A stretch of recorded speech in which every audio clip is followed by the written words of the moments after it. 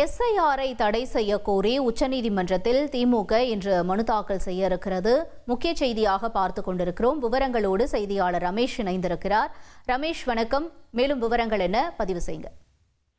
எஸ்ஐஆருக்கு தடை கோரி உச்சநீதிமன்றத்தை நாடுகிறது திமுக. இன்றைய தினம் உச்சநீதிமன்றத்தில் திமுக சார்பில் மனு தாக்கல் செய்யப்பட இருக்கிறது.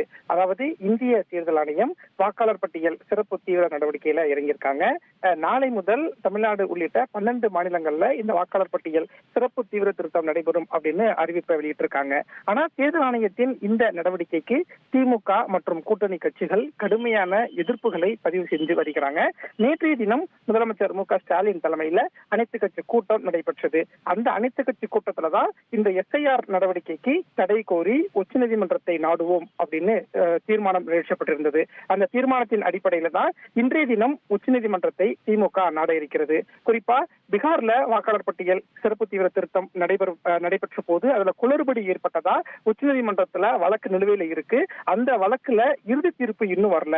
அதுக்குள்ள தமிழ்நாடு உள்ளிட்ட 12 மாநிலங்கள்ல இந்த எஸ்ஐஆர் நடவடிக்கையை மேற்கொள்வது ஏன் அப்படின்னு திமுக கேள்வி எழுப்பியிருக்காங்க.